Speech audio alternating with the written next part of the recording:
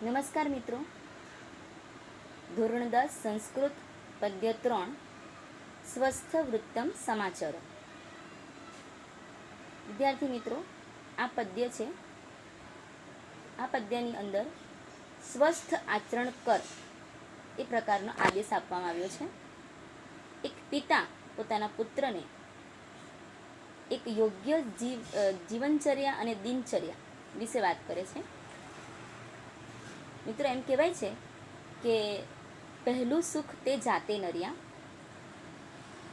અને શરીર પહેલું ધર્મનું સાધન છે. તો એમ કહેવાય છે કે શરીર આપણું સારું હોય તો જ આપણે કોઈ પણ કાર્ય કરી શકીએ છીએ અથવા તો આપણી પાસે જે છે એને માણી શકીએ છીએ.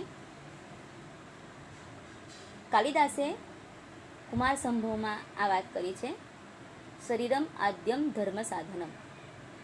તો એની વાત, શરીરની વાત એ કરી છે. અહીં એક પિતા પોતાના પુત્રને યોગ્ય દિનચર્યા જ નહીં પરંતુ જીવનચર્યાની પણ શીખ અહીંયા આપે છે અને આ શ્લોકોમાં તેને વણી લેવામાં આવી છે. એક પિતા પોતાના પુત્રને જે સલાહ અને સૂચન આપે છે એ સલાહ અને સૂચન અહીંયા જીવનચર્યા અને દિનચર્યા તરીકે લેવામાં આવ્યા છે. આ ઉપરાંત વ્યાકરણની દ્રષ્ટિએ આ પાઠમાં આજ્ઞાર્થના રૂપો ખૂબ મહત્વના છે અને એની સાથે સાથે વિધ્યર્થ કર્મણી કૃદંતના રૂપો પણ આવે છે, જે પણ આપણે જોઈશું.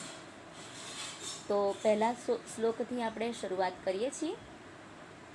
પહેલા શ્લોકમાં તમને પહેલાં એક સમજૂતી તરીકે કહી દઉં. એક પિતા પુત્રને કહે છે કે બાળક, તું પથારીમાંથી ઊભો થા અને સ્વસ્થ આચરણ કર. જગતના વિધાતાને તું યાદ કર ને પછી ચોખ્ખું પાણી પી. એમ કહેવાય છે કે સવારે જેવા આપણે ઉઠીએ છીએ ત્યારે ઉઠીને આપણે જે પહેલું કામ કરવાનું છે એ છે પ્રભુને યાદ કરવાનું. આપણે સૂઈએ છીએ ત્યારે આપણે ઉઠીએ છીએ, ફરી આપણા જીવનમાં એક નવો દિવસ ભગવાને આપ્યો છે. ફરી આપણી ભૂલ સુધારવા માટેનો એક નવો દિવસ ભગવાને આપ્યો બદલ એનો આભાર માનીને પછી પાણી પીવું જોઈએ. મિત્રો, વૈજ્ઞાનિક દ્રષ્ટિએ પણ આપણે જ્યારે રાત્રે સૂઈએ છીએ ત્યારે આપણા મોઢામાં લાળ બને છે. એ લાળ પેટમાં જવાથી એ આપણા શરીરમાં ખૂબ સારું અને સરસ ચયાપચયની ક્રિયા કરે છે. આથી એ વસ્તુને ધ્યાનમાં રાખીને પણ આપણે સવારે ઉઠીને પહેલાં પાણી પીવું જોઈએ. પાણી પીને પછી 100 ડગલા ચાલવા જોઈએ અને ત્યારબાદ 100 ડગલા ચાલીને શૌચ ક્રિયા માટે જવાનું કીધું છે. અને પછી શૌચ ક્રિયા બાદ હાથ ધોઈને શરીર પર તેલની માલિશ કરીને સ્નાન કરવાનું કીધું છે. અને પછી આપણા કામ આપણે જાતે કરવાના છે એ રીતે પોતાના વસ્ત્ર પણ જાતે ધોવાના છે. નાહી ધોઈને પછી પૂર્વ તરફ મોં રાખીને સંધ્યાવિધિ કરવાની છે. સંધ્યાવિધિ ભગવાનને યાદ કરીને પછી માતા પિતાને પ્રણામ કરીને સવારનો નાસ્તો કરવો જોઈએ. મિત્રો, અહીંયા પ્રાતરાશ એટલે સવારના નાસ્તાની વાત કરી છે. વૈજ્ઞાનિકો પણ આવું પુરવાર કરી ચૂક્યા છે કે આપણે બપોરનું ભોજન ન લઈએ તો ચાલે, પણ સવારનો નાસ્તો ચોક્કસ લેવો જોઈએ. સવારનો નાસ્તો લેવાથી આપણા મગજને જે મિનરલ્સ અને વિટામિન્સ મળવા જોઈએ મળી રહે છે, જેને કારણે આપણું શરીર સ્વસ્થ રહે છે. કહેવાય છે કે સવારનો નાસ્તો એ રાજકુમારની જેમ લેવો જોઈએ. બપોરનું ભોજન એક રાજાની જેમ કરવું જોઈએ અને રાતનું જમવાનું એક ભિખારીની જેમ લેવું જોઈએ. એટલે કે રાત્રે ઓછું ખાવું જોઈએ. એટલે જ રાતના ભોજનને વાળું કહ્યું છે, વાળ બરાબર નહીવત ખાવું જોઈએ. તો મિત્રો, આ થઈ સામાન્ય વાતો. હવે આપણે પદ્ય તરફ જઈએ છીએ. પહેલા પદ્યનો પહેલો શ્લોક.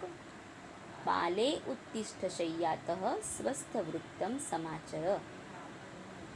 અહીંયા પહેલા શબ્દ આવશે બાલે, હે બાળક. અહીંયા 8મી સંબોધન વિભક્તિનો ઉપયોગ થયો છે.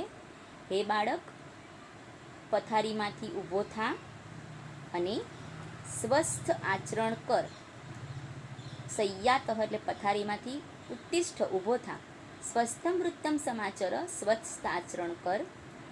જગત વિધાતારમ સ્મર, જગતના વિધાતાને યાદ કર. તતઃ પછી શુદ્ધમ જલમ પીબ, ચોખ્ખું પાણી પી. આ 4 વસ્તુ અહીંયા આપી છે. તો અહીંયા પહેલાં વાત થશે. જુઓ, પહેલા શ્લોકના જે શબ્દો છે અહીંયા લખી દીધા છે. એ પ્રમાણે તમારે શ્લોકનું ભાષાંતર એક શ્લોકની એક નીચે લખતા જવાનું છે. અહીંયા મેં સીધા શબ્દો જ લખ્યા છે, પરંતુ તમારે એક શ્લોકના શબ્દો લખાઈ જાય પછી એની નીચે તરત જ શ્લોકનું ભાષાંતર પણ લખી દેવાનું છે. તમે જાતે લખી શકો એમ છો, કારણ કે મેં શબ્દો જે રીતે લખ્યા છે. જુઓ, બાલે એટલે હે બાળક, શય્યાતઃ ઉત્તિષ્ઠ એટલે પથારીમાંથી ઉઠ, સ્વસ્થમ વૃત્ત સમાચાર એટલે સ્વસ્થ આચરણ કર, જગત વિધાતારામ સ્મર એટલે જગત વિધાતાને યાદ કર, તતઃ એટલે પછી શુદ્ધમ જલ પીબ એટલે ચોખ્ખું પાણી પી. આ રીતે શ્લોક બનશે આખો. એ તમારે નીચે ઉતારી દેવાનો છે. ત્યારબાદ બીજા શ્લોકના શબ્દો લખવાના છે. તો આપણે બીજા શ્લોક તરફ જઈએ. શતમ પદાની નિષ્ક્રમ્ય શૌચાર્થમ ગચ્છ સત્વરમ. શતમ એટલે 100, પદાની એટલે ડગલા, નિષ્ક્રમ્ય એટલે ચાલીને, સત્વરમ શૌચાર્થમ ગચ્છ શૌચ ક્રિયા માટે ઝડપથી જા. એ 100 ડગલા ચાલવા જોઈએ, સવારે આપણે ચાલવું જોઈએ, અને પછી શૌચ ક્રિયા માટે જા. ફેનિલેન, પછી લખ્યું છે ફેનિલેન કરો કૃત્વા શુદ્ધો. એટલે આમ થશે, ફેનિલેન શુદ્ધો કરો કૃત્વા વ્યાયામમ આચર. ફેનિલેન એટલે સાબુથી કરો 2 હાથ, શુદ્ધો શુદ્ધ, કૃત્વા કરીને, સાબુથી 2 હાથ શુદ્ધ કરીને કસરત કર. વ્યાયામમ આચર, કસરત કર. ફરીથી જોઈએ આપણે. 100 ડગલા ચાલીને ઝડપથી શૌચ ક્રિયા માટે જા, સાબુથી 2 હાથ શુદ્ધ કરીને કસરત કર. હવે આ રીતે શ્લોકનું ભાષાંતર કર્યા પછી આપણે જરા શબ્દના અર્થ તરફ જોઈએ. જુઓ, સતમ પદાની નિષ્ક્રમ્ય 100 ડગલા ચાલીને, સત્વરમ એટલે ઝડપથી, શૌચાર્થમ ગચ્છ એટલે શૌચ ક્રિયા માટે જા. મિત્રો, જે અહીંયા મેં વમળ રેખા દોરી છે નિષ્ક્રમ્યની નીચે, એ કૃદંત, એટલે તમને જ્યાં જ્યાં આવી રીતે બોક્સ દેખાશે એ બધા કૃદંત છે. તો અહીંયા તમે જાણી શકો છો આ નિષ્ક્રમ્ય કૃદંત કયું છે. તો એ સંબંધક ભૂત કૃદંત છે. તમે જ્યારે શબ્દના અર્થ લખો ત્યારે એ ઉલ્લેખ કરતા જજો. નિષ્ક્રમ્ય એ સંબંધક કૃદંત છે. એટલે 100 ડગલા ચાલીને ઝડપથી શૌચ ક્રિયા માટે જા. ફેનિલેન કરો શુદ્ધવા, સાબુથી 2 હાથ, કરો એટલે 2 હાથ થશે.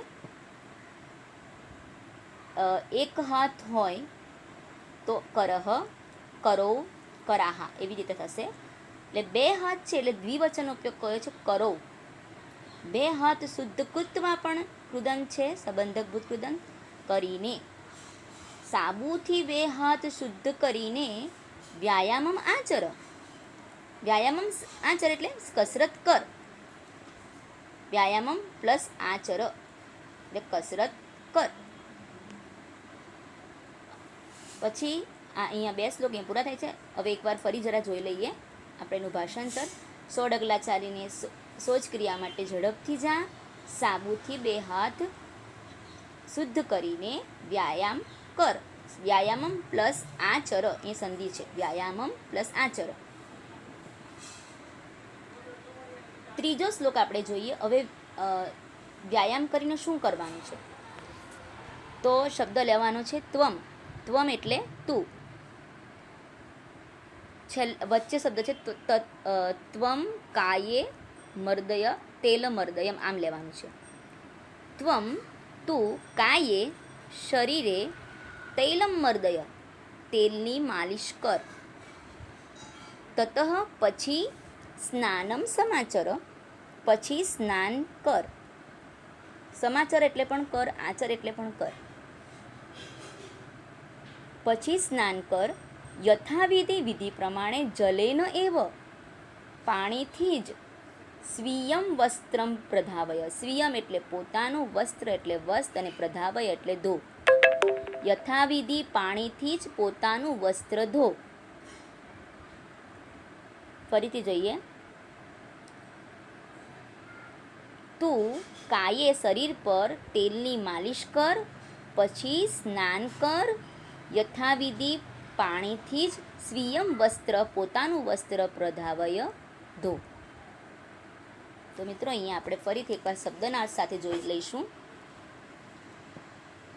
ત્વમ કાયે તૈલમ મર્દય. તું, ત્વમ એટલે તું, કાયે એટલે શરીર પર, તૈલમ એટલે તેલ અને મર્દય એટલે માલિશ કર.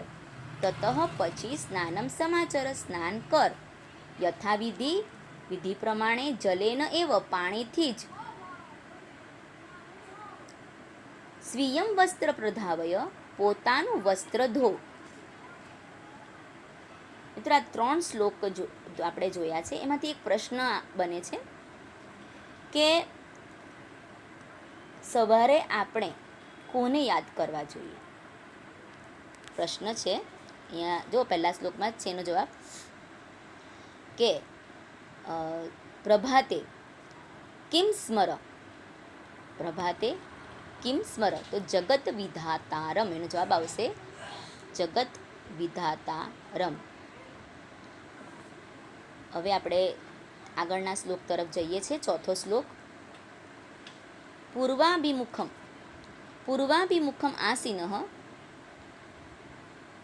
પૂર્વ તરફ મોં રાખીને બેઠેલો. હવે સ્નાન કરી લીધું છે, વસ્ત્ર ધોવાઈ ગયા છે, પછી નાહીને સવારે આપણે ભગવાનનું સ્મરણ કરવું જોઈએ. તો સ્મરણ કઈ દિશામાં બેસીને કરવું જોઈએ? તો પૂર્વ દિશાને ઉગમણી દિશા કહેવાય છે. કોઈ પણ જ્યારે સારા કાર્ય કરવાના હોય ત્યારે પૂર્વ દિશામાં મોં રાખીને આપણે એ ભગવાનને યાદ કરીએ છીએ. ઈશાન ખૂણો જેને આપણે કહીએ છીએ, એમ કહેવાય છે વાસ્તુશાસ્ત્રની દ્રષ્ટિએ ઈશાન ખૂણો હોય એમાં જ આપણે એ મંદિર જે દેરાસર હોય એ આપણે મૂકતા હોઈએ છીએ. પૂર્વ દિશાના ખૂણામાં આવ્યું હોય છે. પૂર્વ અને ઉત્તરનો જે ખૂણો પડે છે જેને ઈશાન ખૂણો કહેવાય છે, તે પૂર્વ દિશા તરફ પડે છે. તો પૂર્વ દિશા તરફ મોં રાખીને બેઠેલો. આસીન એટલે બેઠેલો. પૂર્વાભિમુખમ પ્લસ આસીનઃ. પૂર્વ દિશા તરફ મોં રાખીને બેઠેલો તું સંધ્યાવિધિમ કુરુ. સંધ્યાવિધિ કર. તથા અને પછી આપેલું છે નીચે શબ્દ છે, પહેલો વચ્ચેનો શબ્દ લેવાનો છે નિત્યમ પિતરો વંદસ્વ. દરરોજ માતા પિતાને વંદન કર. દરરોજ માતા પિતાને વંદન કર. પિતરોનો મતલબ એ માતા પિતા એવો લેવાનો છે. દરરોજ માતા પિતાને વંદન કર. પૂર્વ તરફ મોં રાખીને બેઠેલો તું સંધ્યાવિધિ કર અને દરરોજ માતા પિતાને વંદન કર. માતા પિતા એ આપણા પૃથ્વી પરના ભગવાન કહેવાય. તો એમને પહેલાં વંદન કરવાનું કીધું છે. નેક્સ્ટ ટુ ગોડ માનવામાં આવે છે. માતા અને પિતાને ભગવાન પછી જેને આપણે પૂજીએ છીએ તેમને પ્રણામ કરવાના છે. અને પછી પ્રાતરાશમ અશાન. પ્રાતરાશમ એટલે કે સવારનો નાસ્તો, અશાન એટલે ખા. પ્રાતરાશમ અશાનો સવારનો નાસ્તો ખા. તો આપણે એના શબ્દના અર્થ જરા જોઈ લઈએ. ચોથો શ્લોક, પૂર્વાભિમુખમ આસીનઃ, પૂર્વ તરફ મોં રાખીને બેઠેલો તું શું કર? સંધ્યાવિધિ કુરુ, સંધ્યાવિધિ કર. ત્રિકાળ સંધ્યા જે ત્રિકાળ સંધ્યા આપણે યોગેશ્વરમાં માનતા હશે એ લોકો ત્રિકાળ સંધ્યાની વિધિ કરે છે. એમાં 3 શ્લોકો બોલે છે, તેને ત્રિકાળ સંધ્યા કહે છે. તો એ સંધ્યા વિધિ કરવાની છે. અને પછી નિત્યમ દરરોજ પિતરો વંદસ્વ, માતા પિતાને પ્રણામ કર અને સવારનો નાસ્તો ખા. પ્રાતરાશમ એટલે સવારનો નાસ્તો અને આશાન એટલે ખા. તો અહીંયા શબ્દો અહીંયા આપી દીધા છે મેં. ત્યારબાદ આપણે ફરી જોઈશું. અહીંયા આપણે 4 શ્લોકો જોયા મિત્રો. તો એ 4 શ્લોકની અંદર તમે પહેલેથી જ જુઓ તો સ્વસ્થ આચરણ કર એવો શબ્દ આવે છે. જગતના વિધાતાને સ્મર, યાદ કર. શુદ્ધમ જલ પીબ, પાણી પી. ગચ્છ જા, શૌચાર્થમ ગચ્છ, ગચ્છ એટલે જા. વ્યાયામમ આચર, વ્યાયામ કર. તો અહીંયા જા, કર, પી, યાદ કર, આવા જે શબ્દો છે એમાં તમે જોઈ શકો છો. આ શબ્દોની અંદર તમે આજ્ઞાર્થ આપણે આગળ શીખી ગયા છે. આજ્ઞાર્થના રૂપો અહીંયા તમને દેખાતા હશે. આજ્ઞાર્થ, તો આજ્ઞાર્થનું કયું રૂપ છે અહીંયા? તો વિચારીએ તો આજ્ઞાર્થના જે રૂપો જો તમે મોઢે કર્યા હોય કે રોજ વાંચતા હોય તો એને ખ્યાલ આવી ગયો હશે. આજ્ઞાર્થના પરસ્મય પદના રૂપો આ રીતે છે. આની, આવ, આમ, ડેશ એટલે ત્યાં કોઈ પ્રકારનું રૂપ આવતું નથી. ડેશ, તમ, ત, તું, તામ, અંતુ. આની, આવ, આમ, ડેશ, તમ, ત, તું, તામ, અંતુ.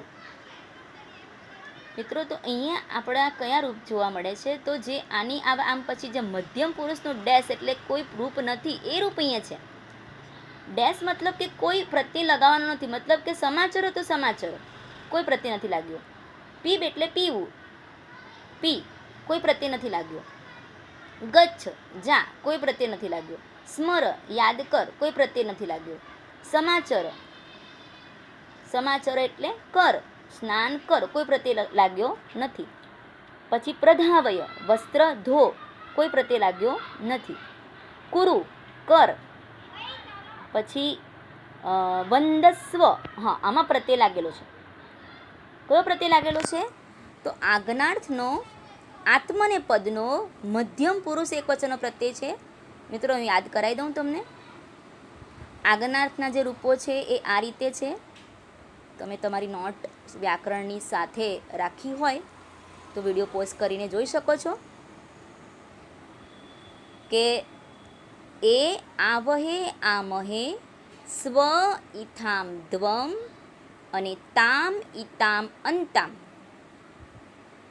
ફરી બોલું, એ આવહે આમહે, સ્વ ઇથામ દ્વમ, તામ ઇતામ અંતામ. તો આ જે રૂપો છે એ રૂપો આત્મનેપદના છે, આજ્ઞાર્થના જ છે. તેમાં વંદસ્વ જે શબ્દ આપ્યો છે એ વંદસ્વ શબ્દ આજ્ઞાર્થ આત્મનેપદ મધ્યમ પુરુષનો છે. અને ફરી પાછું અશાનો છે એટલે ખા. તો એ પાછો શબ્દ આત્મનેપદનો નથી પણ એ પરસ્મય પદનો છે. પરસ્મય પદ મધ્યમ પુરુષ એકવચન. તો મિત્રો તમે જુઓ છો કે આજ્ઞા કરવાની હોય તો આપણે સ્વાભાવિક છે મધ્યમ પુરુષ એટલે કે સામેની વ્યક્તિને કરીએ છીએ એટલે એ રૂપો તમને વધારે જોવા મળશે. તો અહીંયા આ 4 શ્લોકોમાં આપણે આટલું જોયું. હવે પછી જે 5મો શ્લોક છે આપણે જોઈશું. 5મો શ્લોક મિત્રો આપણે જોઈએ. પાઠશાલા સમમ મિત્રૈઃ ગચ્છ.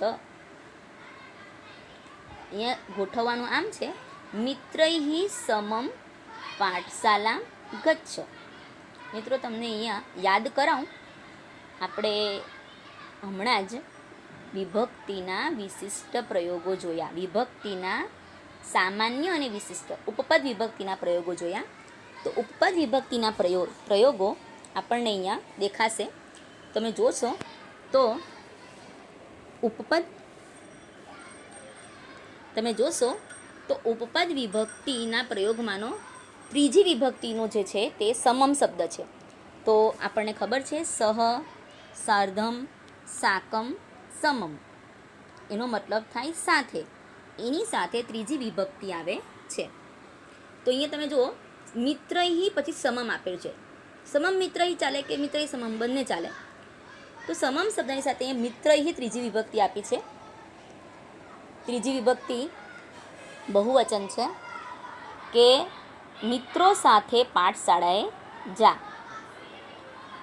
પહેલો છે મિત્રૈ સમમ પાઠશાલા ગચ્છ. મિત્રો સાથે પાઠશાળાએ જા. તથા પાઠમ પઠ અને પાઠ વાંચ. એવમ આમ. પછી છેલ્લા બે શબ્દો લેવાના છે. પુત્ર હિતે રત, પુત્રના હિતમાં મગ્ન. આમ પુત્રના હિતમાં મગ્ન. પછી એનો આગળનો શબ્દ લેવાનો છે. તાતઃ પિતાએ પુત્રમ સમાદિશત, પુત્રને આદેશ આપ્યો. આમ પુત્રના હિતમાં મગ્ન. એવમનો મતલબ થશે આમ પુત્ર હિતરત, પુત્રના હિતમાં મગ્ન. તાતઃ પિતાએ પુત્રને સમાદિશત, આદેશ આપ્યો. તો આ થયો આપણો 5મો શ્લોક. તો આમાં તમે જોશો તો ગચ્છ, પઠ આ બધા પણ આજ્ઞાર્થના રૂપો છે. હવે આ શ્લોકમાંથી એક પ્રશ્ન બની શકે કે કીદૃશઃ તાતઃ પુત્રમ સમાદિશત. કેવા પિતાએ પુત્રને આદેશ આપ્યો. તો પુત્ર હિતે રતઃ તાતઃ પુત્રમ સમાદિશત. પુત્રના હિતમાં મગ્ન, પિતાએ પુત્રને આદેશ આપ્યો. હવે આપણે એના શબ્દના અર્થ જોઈ લઈએ.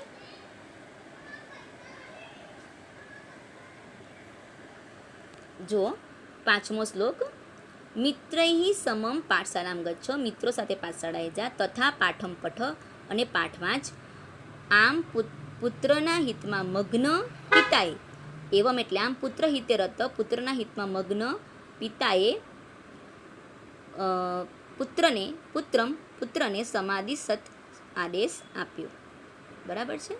તો આ રીતે આ 5મો શ્લોક થશે.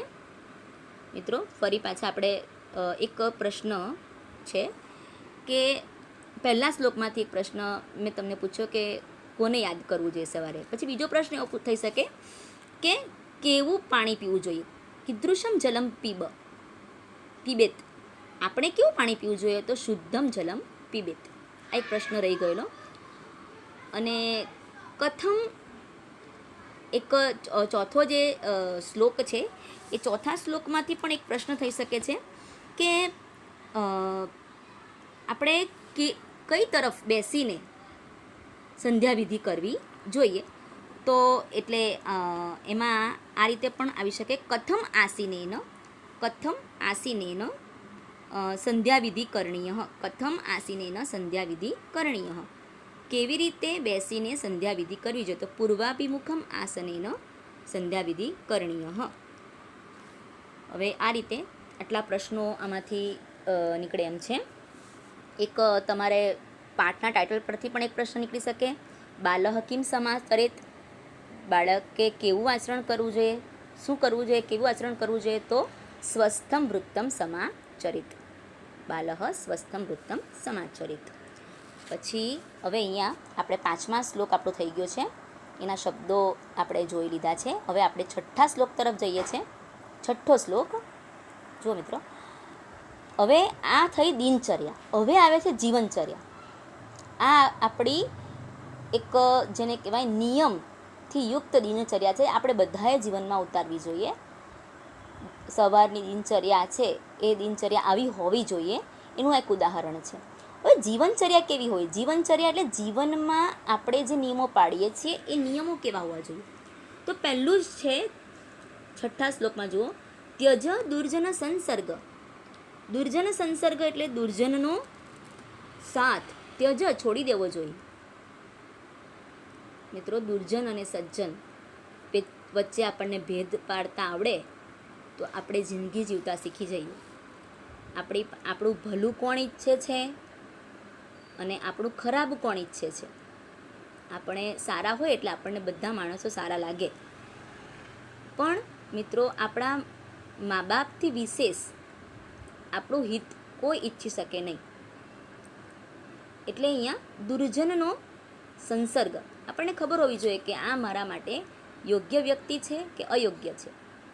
તો દુર્જનનો સંસર્ગ, દુર્જનનો સાથ, ત્યજ છોડી દે. ફરી પાછું અહીંયા આજ્ઞાનું રૂપ જોવા મળશે એમને, ત્યજ. ભજ સાધુ ભજ એટલે કર, સાધુ સમાગમ એટલે સજ્જનની સોબત કર. સજ્જનની સોબત કર. તો અહીંયા ફરી પાછું જરા એક વખત આખી લીટી જોઈ લઈએ. દુર્જનનો સાથ છોડી દે, સજ્જનની સોબત કર. પુણ્યમ કુરુ પુણ્યમ અહોરાત્રમ. એ સંધિ છે પુણ્યમ પ્લસ અહોરાત્રમ. અહોરાત્રમ, અહન એટલે દિવસ અને રાત્રમ એટલે રાત. દિવસ રાત પુણ્યમ કુરુ, પુણ્ય કર. અને સદા હરેહે નામ સ્મર, હંમેશા હરિના નામનું સ્મરણ કર. હંમેશા હરિના નામનું સ્મરણ કર. તો અહીંયા ફરી પાછા આખી લાઈન જોઈ લઈએ. દુર્જનનો સાથ છોડ, સજ્જનની સોબત કર, દિવસ રાત પુણ્ય કર અને હંમેશા હરિના નામનું સ્મરણ કર. તો આ રીતે અહીંયા વાત કરી છે કે આપણે શું કરવું જોઈએ, જીવનચર્યામાં શું ઉતારવું જોઈએ. તો સારા માણસોનો સાથ કરવો જોઈએ અને કોઈનું સારું થાય તો કરવાનું, પણ ખરાબ ન કરવું જોઈએ. અને ભગવાનને હંમેશા યાદ કરવા જોઈએ. આપણે અત્યારે જે રીતે સારી જિંદગી વિતાવીએ છીએ એના માટે ભગવાનનો આભાર માનવો જોઈએ. જે હમણાં મહામારી ચાલી રહી છે, જો આપણે મહામારીમાંથી મુક્ત થયા હોઈએ અથવા તો મહામારી આપણને સ્પર્શી ન હોય તો એ માટે આપણે ભગવાનનો આભાર માનવો જોઈએ. ભગવાને આપણને સારી ઇમ્યુન સિસ્ટમ આપી છે એમ સમજીને ભગવાનનો આભાર વ્યક્ત કરવો જોઈએ આપણે રોજ. તો અહીંયા એ વાત કરી છે. તો આ એક જીવનચર્યામાં આનો સમાવેશ કરવો જોઈએ કે ભગવાનને યાદ કરવા જોઈએ, ભગવાનનું ધ્યાન ધરવું જોઈએ. તો છઠ્ઠો શ્લોક થશે આ. એના શબ્દના અર્થ આપણે જોઈ લઈએ. છઠ્ઠો શ્લોક, દુર્જન સંસર્ગ ત્યજ, દુર્જનનો સાથ છોડ, સાધુ સમાગમ ભજ, સજ્જનની સોબત કર, અહોરાત્રમ પુણ્યમ કુરુ. અહોરાત્રમ પુણ્યમ કુરુ એટલે રાત દિવસ પુણ્ય કર, સદા હંમેશા હરિના નામનું સ્મરણ કર. અહીંયા છઠ્ઠો શ્લોક અહીંયા પૂરો થાય છે. તો આ જે છઠ્ઠો શ્લોક છે એ છઠ્ઠા શ્લોકને અહીંયા માંથી એક પ્રશ્ન આવી શકે એમ છે. તો એ પ્રશ્ન છે, આપણે જોઈએ પ્રશ્ન.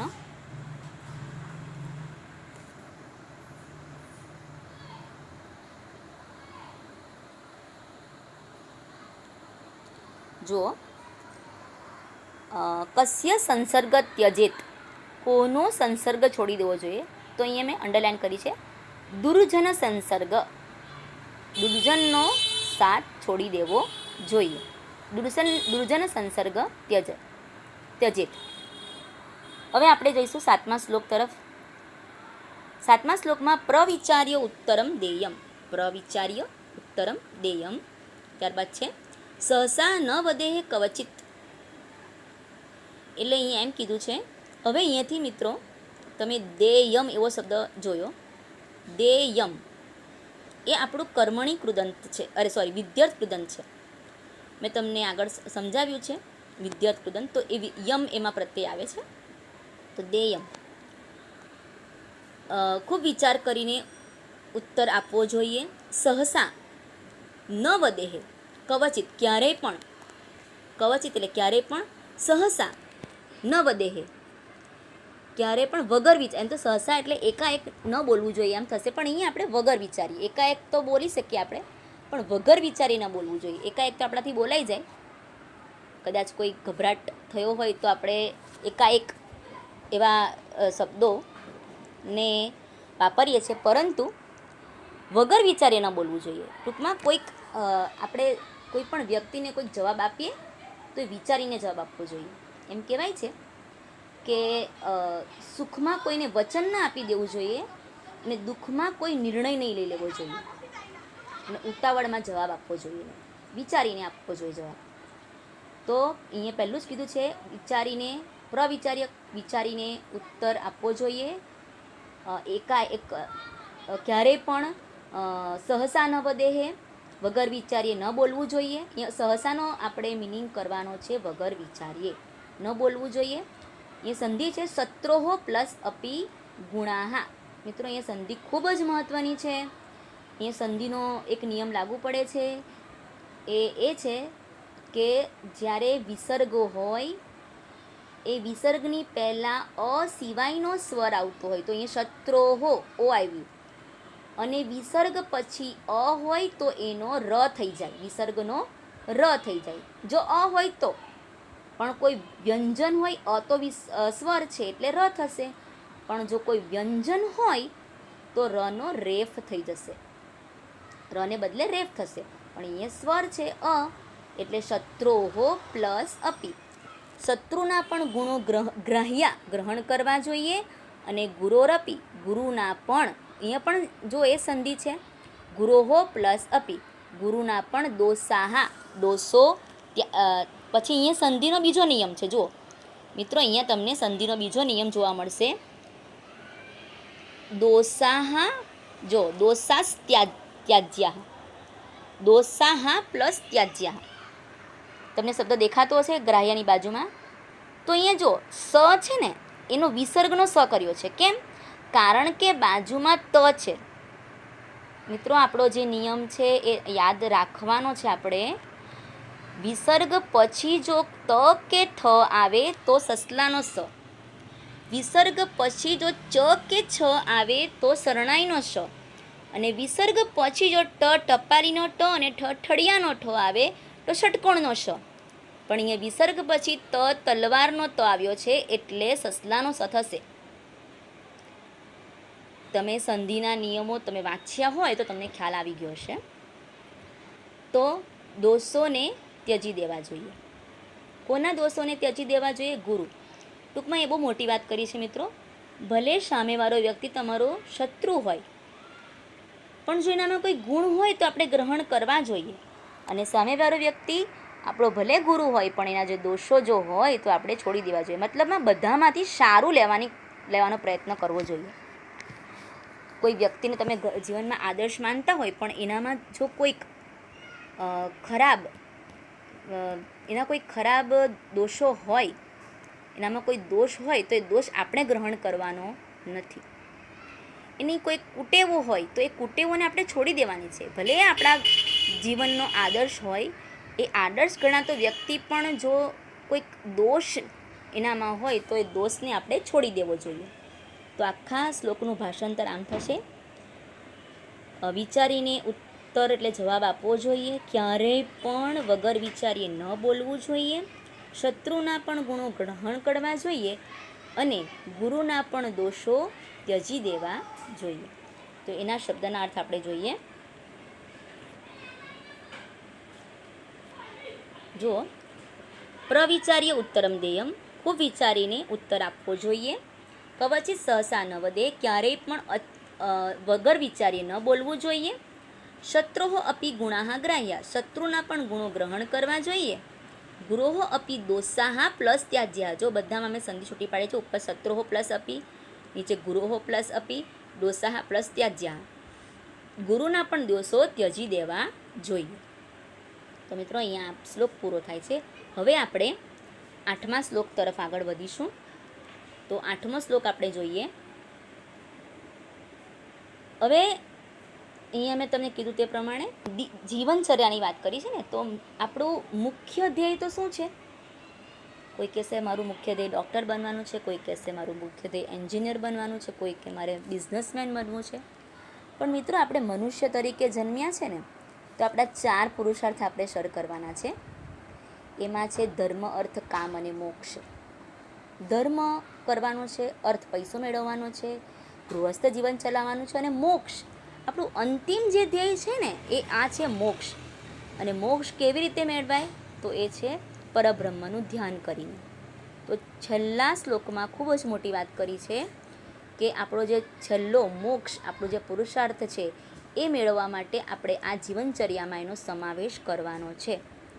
તો સનાતનમ બ્રહ્મ ધ્યેયમ, શાશ્વત પરબ્રહ્મનું ધ્યાન કરવું.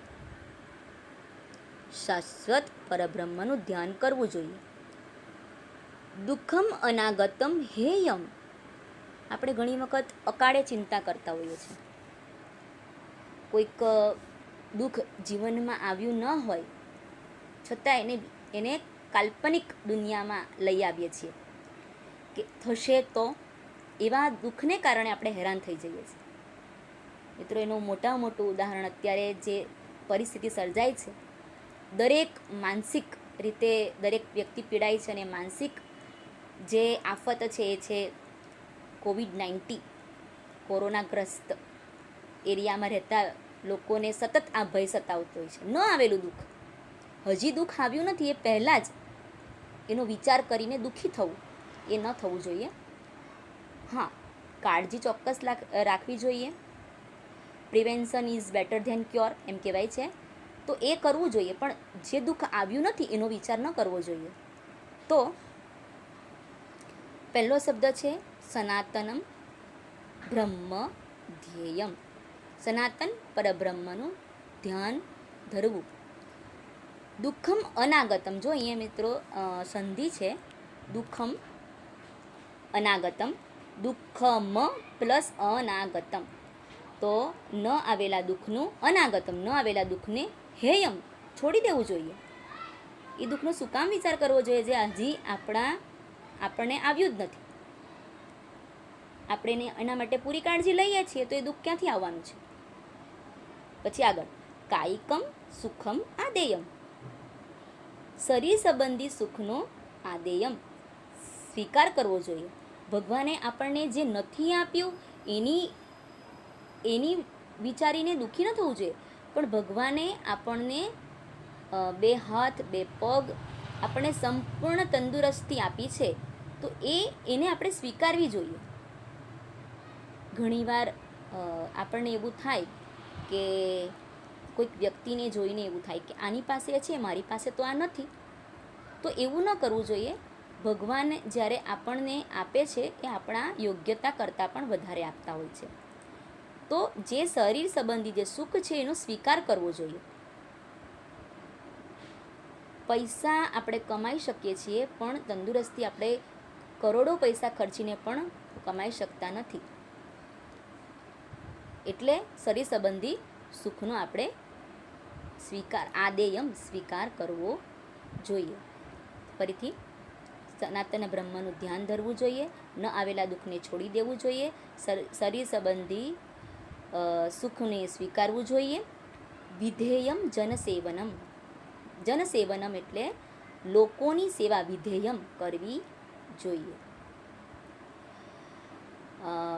લોકોની સેવા, છેલ્લે જેને કહેવાય કે લોકો એમ કહેવાય જનસેવા જ પ્રભુ સેવા છે. તો લોકોની સેવા કરવી જોઈએ. કંઈ ન થાય તો આપણે લોકોની સેવા કરવી જોઈએ. તો આ બધી બાબતોને જે છેલ્લા 6, 7 અને 8 3 શ્લોકો છે એ જીવનચર્યામાં એનો સમાવેશ આપણે કરવો જોઈએ. તો એ આપણે છેલ્લો શ્લોક હવે આપણે જોઈશું. સનાતન બ્રહ્મ ધ્યેયમ, સનાતન બ્રહ્મનું ધ્યાન ધરવું. દુઃખમ અનાગતમ, ન આવેલા, પહેલાં અનાગતમ શબ્દ લઈશું પછી દુઃખ લઈશું. ન આવેલા દુઃખને ત્યજ શબ્દ રહી ગયો છે મિત્રો, છોડી દેવું જોઈએ. કાયિકમ, શરીર સંબંધી, ત્યજ શબ્દ મિત્રો ઉમેરી દેજો તમે. અનાગતમ દુઃખમ ત્યજ, ન આવેલા દુઃખને છોડી દેવું જોઈએ. કાયિકમ એટલે કે શરીર સંબંધી, સુખને આદેયમ સ્વીકારવું જોઈએ. જન સેવનમ વિધેયમ, લોકોની સેવા કરવી. તો આ રીતે અહીંયા છેલ્લા શ્લોકોમાં આ પ્રમાણે જે વાત કરી છે, 3 વસ્તુ કીધી છે. સનાતન બ્રહ્મનું ધ્યાન કરવું જોઈએ, દુઃખનો ત્યાગ કરી દેવો જોઈએ, શરીર સંબંધી સુખની સેવા કરવી જોઈએ અને અંતે લોકોની સેવા કરવી. તો અહીંયા આ પદ્ય પૂર્ણ થાય છે. આપણું 8 શ્લોકો અહીંયા પૂરા થાય છે. તો આપણે હવે જે સ્વાધ્યાય છે એના તરફ આગળ વધીશું. તો સ્વાધ્યાયમાં આપણે પહેલાં જોઈએ મિત્રો, બાલહ કિમ સમાચરેત. તમે તમારી ચોપડીમાં પણ જોઈ શકો છો. અહીંયા મેં સાચા જવાબ ઉપર ટીક કરી છે. તો બાલહ કિમ સમાચરેત, તો સ્વસ્થ વૃત્તમ. બીજું છે કિમ કૃત્વા સ્નાનમ સમાચરેત, શું કરીને આપણે સ્નાન કરવું જોઈએ? તેલ મર્દય. અહીંયા તમારા જે વ્યાકરણલક્ષી પ્રશ્ન છે તે ત્રીજો પ્રશ્ન છે. તો મિત્રહી ખાલી જગ્યા પાઠશાલા ગચ્છ. તો મિત્રહી ત્રીજી વિભક્તિ છે એની સાથે સમમ આવશે. ચોથું છે શત્રુહો અપી ગુણા. તો શત્રુના શું ગ્રહણ કરવા જોઈએ? ગુણો. આપણને ખબર છે. તો ગુણો ગ્રહણ કરવાના છે, છોડી દેવાના નથી. ભલે આપણો શત્રુ છે પણ એના ગુણો આપણે ગ્રહણ કરવાના છે. જનૈહિ કેમ ધ્યેયમ, લોકોએ કોનું ધ્યાન ધરવું જોઈએ? તો બ્રહ્મ. કથમ આસીને એના સંધ્યાવિધિ કરણીય. તો તમને ખબર છે કઈ દિશા તરફ? પૂર્વાભિમુખમ. પૂર્વાભિમુખમ. અહીંયા પશ્ચિમાભિમુખમ તરફ કોઈ એક ખરું કર્યું છે ને, આ ખોટું છે. પૂર્વાભિમુખમ લખજો તમે. પછી અહીંયા છે જુઓ, પ્રાતઃકાલે કમ સ્મરિત. અહીંયા જે પ્રશ્નો છે તેનો તમારે એક શબ્દમાં જવાબ આપવાનો છે. સવારના સમયે કોને યાદ કરવા જોઈએ? તો જગત વિધાતારમ. કીદૃશમ જલમ પીબેત. આ બધા પ્રશ્નો પૂછાઈ ગયા છે. શુદ્ધમ. કીદૃશ તાતઃ પુત્રમ સમાસરેત. કેવા પિતા પુત્રને આદેશ આપે છે? તો પુત્ર હિતે રત.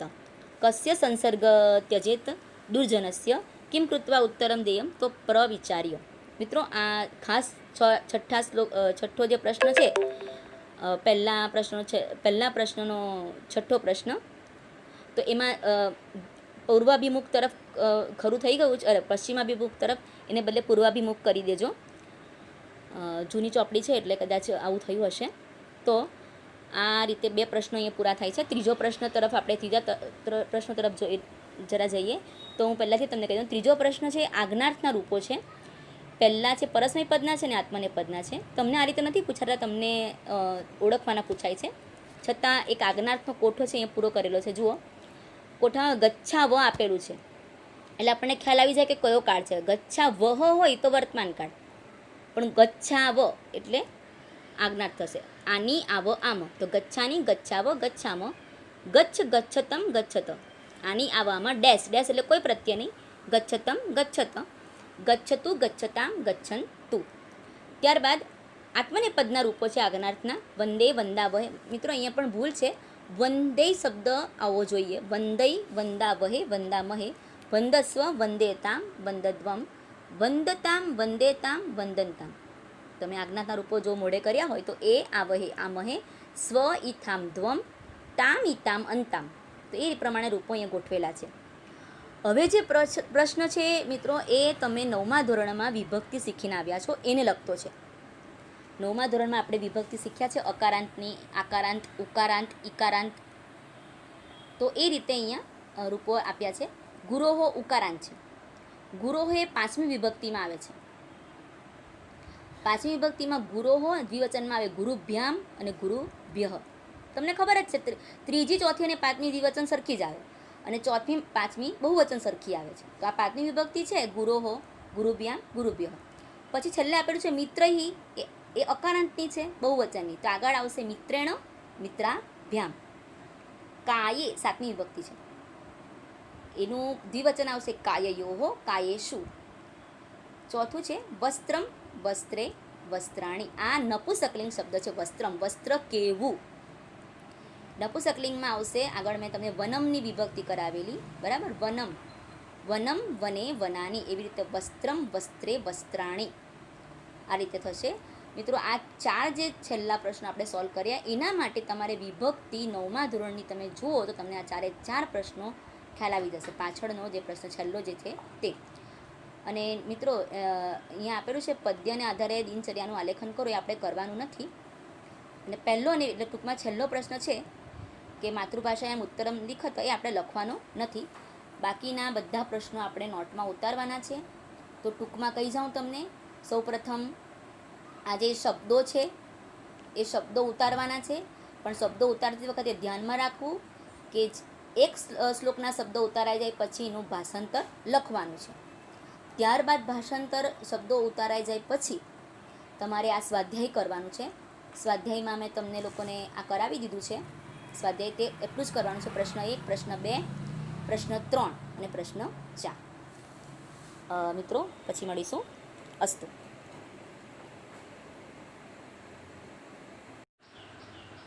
અને જ્યારે સમય કે સ્થળ દર્શાવવાનું હોય ત્યારે સાતમી વિભક્તિનો ઉપયોગ થાય છે. જેમ કે રામ સવારે શાળામાં અધ્યયન કરે છે, તો સવાર અને શાળા એ બંને સમય અને સ્થળ બતાવે છે, એટલે એ સાતમી વિભક્તિ થશે. ત્યારબાદ આપણે હવે આના જે ઉદાહરણો છે એ કેવી રીતે બને છે વિભક્તિ તે જરા જોઈ લઈએ. દેવદત્ત સવારે શાળામાં કલમથી ભણવા માટે સંસ્કૃતના પુસ્તકમાંથી લેખ લખે છે. તો દેવદત્ત અહીંયા કર્તા થશે, લેખ કર્મ થશે, કલમથી શેનાથી લખે છે? કલમથી. તો એ કરણ એટલે કે સાધન થશે. ભણવા માટે શેના માટે લખે? ચોથી વિભક્તિ થશે. પુસ્તકમાંથી લખે છે, પાંચમી વિભક્તિ થશે. અને સંસ્કૃતનું એ છઠ્ઠી વિભક્તિ થશે. સવારે અને શાળામાં બંને શબ્દ સાતમી વિભક્તિમાં આવશે. આ થયા એના સામાન્ય પ્રયોગો. આપણે આ ભણી ગયા છે. હવે આપણે એના વિશિષ્ટ પ્રયોગો જોવાના છે કે ભાઈ બીજી વિભક્તિ કર્મમાં જ વપરાય એવું નથી, એ સિવાય પણ બીજી વિભક્તિ વપરાઈ શકે. ત્રીજી વિભક્તિ કરણ હોય એટલે કે સાધન હોય ત્યારે જ વપરાય એવું નથી, એ સિવાય પણ એ વિભક્તિ વપરાય છે. તો એ આપણે અત્યારે જોવાના છે. તો એના હવે જે વિશિષ્ટ પ્રયોગો છે તે આપણે જોઈએ. પહેલાં તો બીજી વિભક્તિના વિશિષ્ટ પ્રયોગો છે એ આપણે જોઈ લઈએ. તો એની અંદર પહેલો શબ્દ છે પ્રતિ. જો પ્રતિ આવે અથવા વિના અથવા નિકષા, પરિતઃ, ઉભયતઃ અને અંતરા, આટલા જ્યારે શબ્દો આવે ત્યારે બીજી વિભક્તિ વપરાય. આટલા અવ્યય છે, આને અવ્યય કહેવાશે. આટલા અવ્યયો જ્યારે આવે ત્યારે બીજી વિભક્તિ થાય છે. તો પ્રતિ એટલે શું? તરફ. જ્યારે વાક્યમાં કશાક તરફ જવાનું હોય, બીજી વિભક્તિ આપણને ખબર છે કે કર્મ હોય એની જ આવે, એ શું કામ કરે છે એની બીજી આવે. પણ જો કોઈક જગ્યા તરફ જવાનું હોય, જેમ કે હું સરોવર તરફ જાઉં છું અથવા અનાગત વિધાતા સરોવર તરફ જાય છે, તો સરોવર એક તો ખરેખર સ્થાન છે, તો અહીં સાતમી આવી જોઈએ. પણ જ્યારે એના તરફ જવાનું હોય ત્યારે એની બીજી આવે. એમ તો સ્થાન હોય એટલે તમને એવું થાય કે તો આ તો સ્થાન છે, તો એની સાતમી આવવી જોઈએ, પણ એના તરફ જવાનું છે એટલે એની બીજી આવશે. જગ્યા ભલે છે પણ જ્યારે એના તરફ ગતિ કરવાની આવે ત્યારે એની બીજી આવે. વિના એટલે વગર. આ અવ્યય જ્યારે આવે ત્યારે પણ બીજી વિભક્તિ આવે.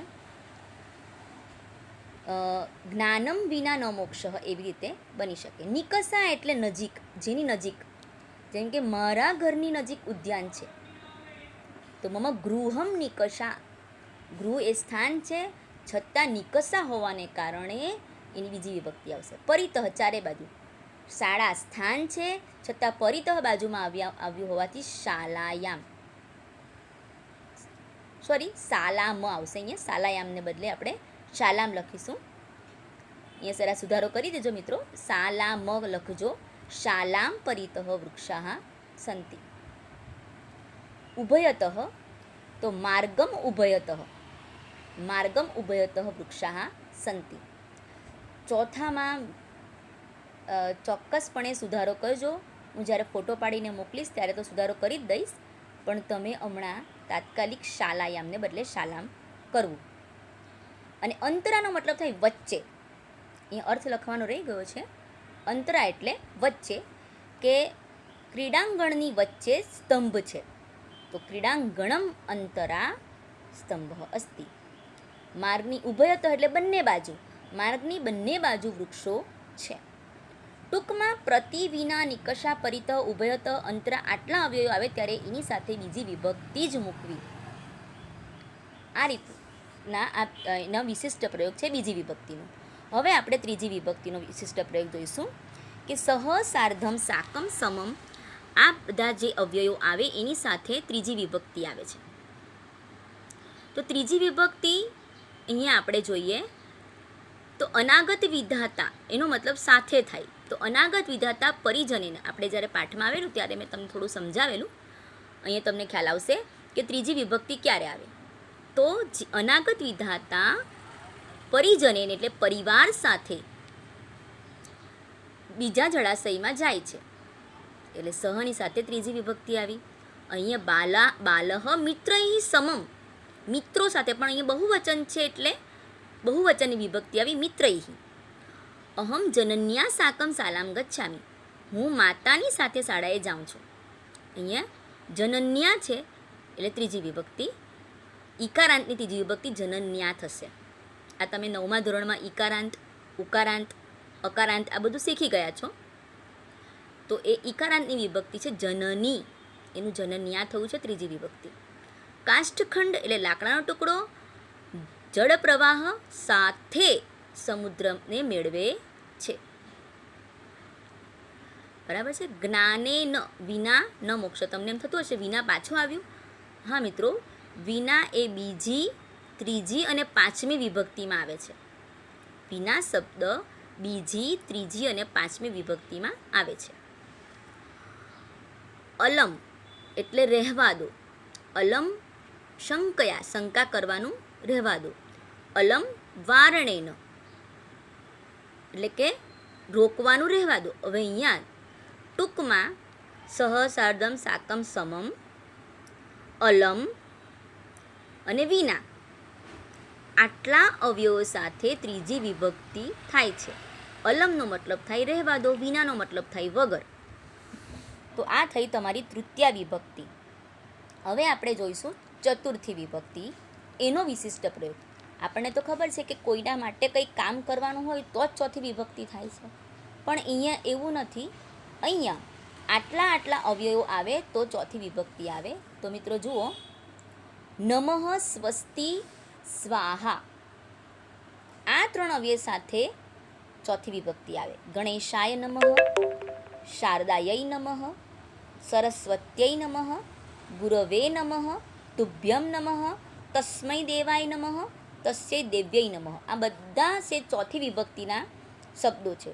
ચોથી વિભક્તિના શબ્દો જ્યારે આવે ત્યારે અહીંયા સાથે નમઃ આપ્યું છે. તો ચોથી વિભક્તિ એટલા માટે છે કારણ કે અહીંયા બાજુમાં નમસ્કાર, જેને નમસ્કાર કરવાના હોય એની ચોથી વિભક્તિ. આપણે જ્યારે શ્લોક બોલીએ છીએ તસ્મૈ શ્રી ગુરવે નમઃ, બરાબર છે, આપણે બધા ગુરુવે ગુરુવે બોલતા હોય છે, પણ એવું નથી. ચોથી વિભક્તિ આવશે ગુરવે નમઃ, એટલા માટે અહીં ગુરવે આપ્યું છે. તો સ્વસ્તિ એટલે કલ્યાણ થાવો, એની સાથે પણ ચોથી વિભક્તિ આવે. જેમ કે પુત્રાય સ્વસ્તિ, પુત્રનું કલ્યાણ થાવો.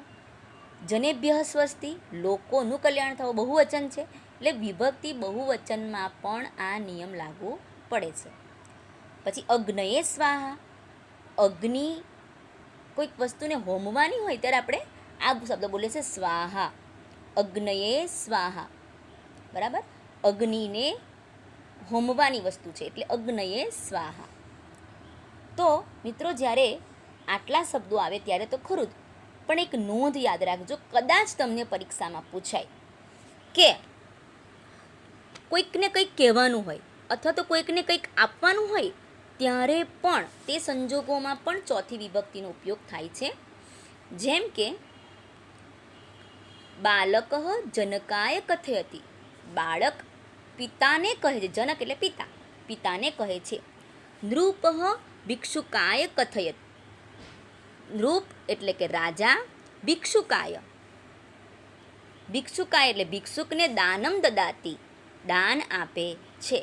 તો એવા સંજોગોમાં પણ આ નિયમ તમારી ચોપડીમાં નથી, પણ આ કોઈક વાર પરીક્ષામાં પૂછાય એટલા માટે મેં નોંધ તરીકે આ તમને કીધું છે.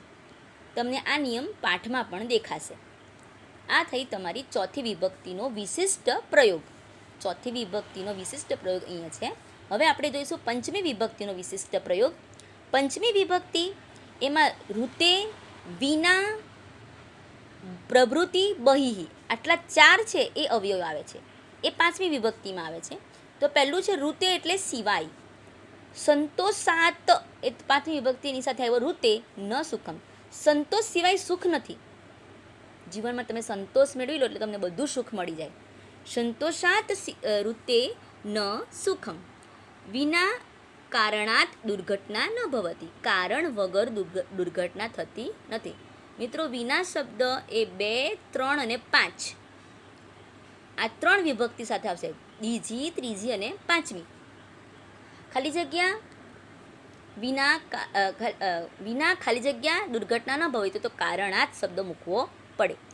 ત્રીજું છે પ્રભૃતિનો મતલબ થશે થી માંડીને. બાળપણથી માંડીને તે મારો મિત્ર છે. બાલ્યાત પ્રભૃતિ સહ મમ મિત્ર અસ્તિ. બાળપણથી માંડીને તે મારો મિત્ર છે. એ નીચે જો વિદ્યાર્થીઓ, બાલ્યાવસ્થાયા એની નીચે વાક્ય આપ્યું છે. બાલ્યાવસ્થાયા અવસ્થા છે, આકારાંત છે, એટલે યાહ પ્રત્યય લાગ્યો છે, ત પ્રત્યય લાગ્યો નથી. બાલ્યાવસ્થાથી તે મૂંગો છે. બાલ્યાવસ્થાથી તે મૂંગો છે. તો સ્થાયા અહીંયા 5મી વિભક્તિ આવી છે. બાલ્યાવસ્થાયા પ્રભૃતિ શબ્દ ઉમેરું છું અહીંયા. બાલ્યાવસ્થાયા પ્રભૃતિ સમુકઃ. એ પ્રભૃતિ શબ્દ મિત્રો ઉમેરી દેજો. બાલ્યાવસ્થાયા પ્રભૃતિ સમુકઃ અસ્તિ. બહિઃ એટલે બહાર. નગરાત બહિઃ એકઃ મંદિર અસ્તિ. નગરની બહાર એક મંદિર છે. તો વિદ્યાર્થી મિત્રો, આ 5મી વિભક્તિ થઈ છે. આ 5મી વિભક્તિમાં આટલા પ્રત્યયો, આટલા અવ્યયો આવે તો એ 5મી વિભક્તિ બનશે. હવે આપણે છેલ્લી 6ઠ્ઠી વિભક્તિ તરફ જઈએ. તો એમાં કયા કયા પ્રત્યયો આવી શકે? તો કૃતે, અગ્રે, પુરતઃ આટલા અવ્યય સાથે 6ઠ્ઠી વિભક્તિ આવે છે. એમ તો 6ઠ્ઠી વિભક્તિ મેં તમને કીધું તેમ કે ફક્ત સંબંધ બતાવે છે એ તો ખરું જ, પણ સાથે આટલા સંજોગોમાં પણ 6ઠ્ઠી વિભક્તિ આવી શકે. કૃતે, અગ્રે અને પુરતઃ એનો અર્થ જોઈ લે. કૃતે એટલે માટે, અગ્રે એટલે આગળ અને પુરતઃ એટલે સામે. પરોપકારસ્ય કૃતે સહજીવતી. પરોપકાર માટે તે જીવે છે. અગ્રે આગળ. રામસ્ય અગ્રે સીતા ચલતી. રામની આગળ સીતા ચાલે છે. પુરતઃ ખાલી જગ્યા પુરતઃ એટલે સામે. સજ્જનસ્ય ખાલી જગ્યા દુર્જન ભવતી. એ રીતે પણ પૂછાઈ શકે. તો અહીંયા પુરતઃ આવશે. સજ્જનની સામે દુર્જન ઊભો રહી શકતો નથી. તો આ રીતે 6ઠ્ઠી વિભક્તિ આ 3 અવ્યયો આવે એની સાથે પણ 6ઠ્ઠી વિભક્તિનો ઉપયોગ થાય છે. તો આ તમારી થઈ 6ઠ્ઠી વિભક્તિ. એટલે ફક્ત એવું નથી કે સંબંધ બતાવે ત્યારે 6ઠ્ઠી વિભક્તિ આવે, જ્યારે આટલા અવ્યય આવે ત્યારે પણ 6ઠ્ઠી વિભક્તિ આવે. તો આ એના થયા ઉપપદ વિભક્તિના પ્રત્યયો. ઉપપદ એની બાજુમાં કોઈ પદ આવેલું હોય તો એની સાથે વિભક્તિ બદલાઈ જાય છે. તો સામાન્ય નિયમો પણ યાદ રાખવાના છે અને વિશિષ્ટ નિયમો પણ યાદ રાખવાના છે. તો સામાન્ય અને વિશિષ્ટ નિયમો સાથે જે કંઈ નિયમો છે એ નિયમોને ધ્યાનમાં રાખીને અહીંયા આ ખાલી જગ્યાઓ અને જે કંઈક વિભક્તિનો ઉપયોગ કરીને જે કંઈ પરિચય કરાવવાનો છે, આવા 3 અહીંયા મેં તમને તમારા સ્વાધ્યાય માટે આપ્યું છે. તેમાં આપણે જોઈએ મિત્રહી ખાલી જગ્યા સમમ પાઠશાલા ગચ્છ. તો અહીંયા મિત્ર છે એનું મિત્રહી તમને પરીક્ષામાં આ રીતે પૂછાઈ શકે. પણ અહીંયા મિત્ર આપ્યું છે ને બદલે તમને 3 ઓપ્શન આપે. હવે અહીંયા સામાન્ય નિયમ છે. જુઓ, ખાલી જગ્યા સમાચાર, બરાબર. ધર્મ સમાચાર, ધર્મ કર. શું કર? તો ધર્મ કર. ખાલી જગ્યા નિકસ આવે છે એટલે કુપમ આવશે. પછી ખાલી સમરે શું? સમર એટલે કે આપણું યુદ્ધભૂમિ. યુદ્ધભૂમિમાં, બરાબર, યુદ્ધમાં તું ભીમ થા. કોણ થા? તો ભીમ થા. તો અહીંયા સામાન્ય નિયમ છે. અહીંયા બધી વિભક્તિ ઓળખાવાની છે. તો મેં ઓળખાવી દીધી છે. જો માર્ગે એટલે માર્ગમાં કોઈક દુર્ઘટના પણ થાય છે તો અહીંયા 7મી વિભક્તિ આવશે. માર્ગે એટલે 7મી. દેશાંતરમ એ બીજી છે. પઠનેન એ ત્રીજી છે. અને આશંકયા એ પણ ત્રીજી છે. આ જે ખાલી જગ્યાઓ છે એ જરા જોઈ લઈએ. શ્રી ખાલી જગ્યા નમઃ તો ગણેશાય. ખાલી જગ્યા અંતરા નદ્ય પ્રવંતી, તો નગમ, નગમ એટલે પર્વતની વચ્ચે નદી વહે છે. તો નગમ કેમ આવશે? કારણ કે અંતર આવ્યું. ખાલી જગ્યા સ્વાહા, મેં તમને આગળ જણાવી દીધું, અગ્નયે સ્વાહા. અગ્નિ એ ઈકારાંત છે એટલે એની સાથે યે પ્રત્યય લાગશે, ઈકારાંત છે.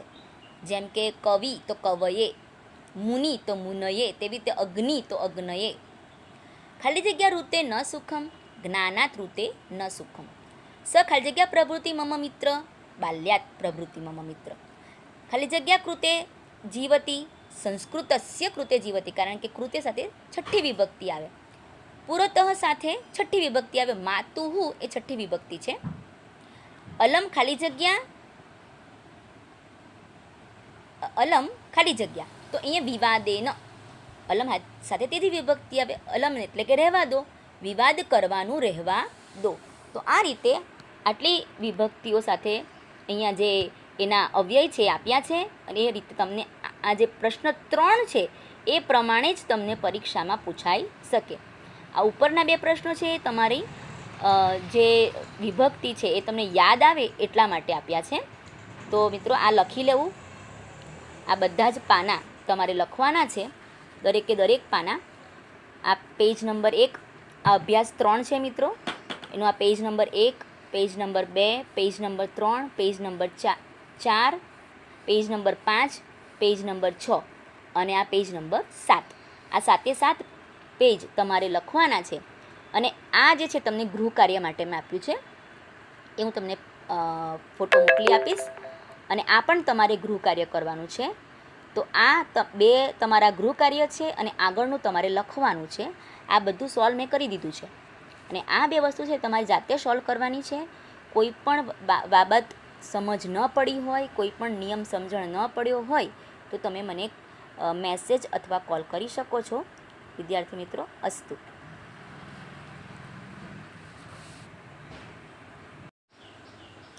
અને જ્યારે સમય કે સ્થળ દર્શાવવાનું હોય ત્યારે 7મી વિભક્તિનો ઉપયોગ થાય છે. જેમ કે રામ સવારે શાળામાં અધ્યયન કરે છે. તો સવાર અને શાળા એ બંને સમય અને સ્થળ બતાવે છે, એટલે એ 7મી વિભક્તિ થશે. ત્યારબાદ આપણે હવે આના જે ઉદાહરણો છે એ કેવી રીતે બને છે વિભક્તિ તે જરા જોઈ લઈએ.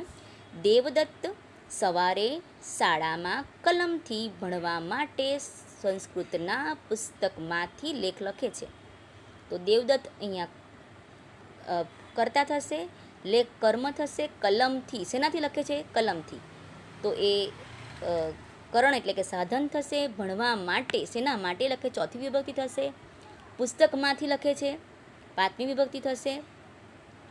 અને સંસ્કૃતનું એ 6ઠ્ઠી વિભક્તિ થશે. સવારે અને શાળામાં બંને શબ્દ 7મી વિભક્તિમાં આવશે. આ થયા એના સામાન્ય પ્રયોગો. આપણે આ ભણી ગયા છે. હવે આપણે એના વિશિષ્ટ પ્રયોગો જોવાના છે કે ભાઈ બીજી વિભક્તિ કર્મમાં જ વપરાય એવું નથી, એ સિવાય પણ બીજી વિભક્તિ વપરાઈ શકે. ત્રીજી વિભક્તિ કરણ હોય એટલે કે સાધન હોય ત્યારે જ વપરાય એવું નથી, એ સિવાય પણ એ વિભક્તિ વપરાય છે. તો એ આપણે અત્યારે જોવાના છે. તો એના હવે જે વિશિષ્ટ પ્રયોગો છે તે આપણે જોઈએ. પહેલાં તો બીજી વિભક્તિના વિશિષ્ટ પ્રયોગો છે એ આપણે જોઈ લઈએ. તો એની અંદર પહેલો શબ્દ છે પ્રતિ. જો પ્રતિ આવે અથવા વિના અથવા નિકષા, પરિતઃ, ઉભયતઃ અને અંતરા, આટલા જ્યારે શબ્દો આવે ત્યારે બીજી વિભક્તિ વપરાય. આટલા અવ્યય છે, આને અવ્યય કહેવાશે. આટલા અવ્યયો જ્યારે આવે ત્યારે બીજી વિભક્તિ થાય છે. તો પ્રતિ એટલે શું? તરફ. જ્યારે વાક્યમાં કશાક તરફ જવાનું હોય, બીજી વિભક્તિ આપણને ખબર છે કે કર્મ હોય એની જ આવે, એ શું કામ કરે છે એની બીજી આવે. પણ જો કોઈક જગ્યા તરફ જવાનું હોય, જેમ કે હું સરોવર તરફ જાઉં છું અથવા અનાગત વિધાતા સરોવર તરફ જાય છે, તો સરોવર એક તો ખરેખર સ્થાન છે, તો એની 7મી આવી જોઈએ. પણ જ્યારે એના તરફ જવાનું હોય ત્યારે એની બીજી આવે. એમ તો સ્થાન હોય એટલે તમને એવું થાય કે તો આ તો સ્થાન છે, તો એની 7મી આવવી જોઈએ, પણ એના તરફ જવાનું છે એટલે એની બીજી આવશે. જગ્યા ભલે છે પણ જ્યારે એના તરફ ગતિ કરવાની આવે ત્યારે એની બીજી આવે. વિના એટલે વગર. આ અવ્યય જ્યારે આવે ત્યારે પણ બીજી વિભક્તિ આવે. જ્ઞાનમ વિના ન મોક્ષ એવી રીતે બની શકે. નિકષા એટલે નજીક, જેની નજીક. જેમ કે મારા ઘરની નજીક ઉદ્યાન છે તો મમ ગૃહમ નિકષા. ગૃહ એ સ્થાન છે છતાં નિકષા હોવાને કારણે એની બીજી વિભક્તિ આવશે. પરિતઃ ચારે બાજુ. શાળા સ્થાન છે છતાં પરિતઃ બાજુમાં આવ્યું હોવાથી શાલાયામ.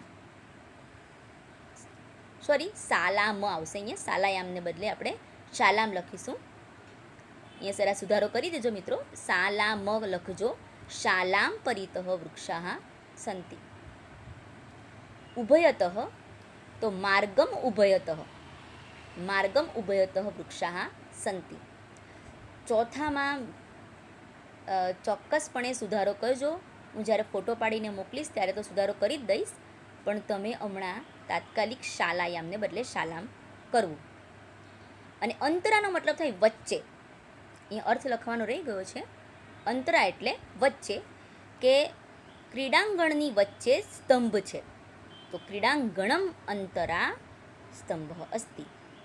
માર્ગની ઉભયત એટલે બંને બાજુ. માર્ગની બંને બાજુ વૃક્ષો છે. ટૂંકમાં પ્રતિ વિના નિકષા પરિતઃ ઉભયત અંતરા આટલા અવ્યયો આવે ત્યારે એની સાથે બીજી વિભક્તિ જ મૂકવી. આ રીતના એનો વિશિષ્ટ પ્રયોગ છે બીજી વિભક્તિનો. હવે આપણે ત્રીજી વિભક્તિનો વિશિષ્ટ પ્રયોગ જોઈશું કે સહ સાર્ધમ સાકમ સમમ.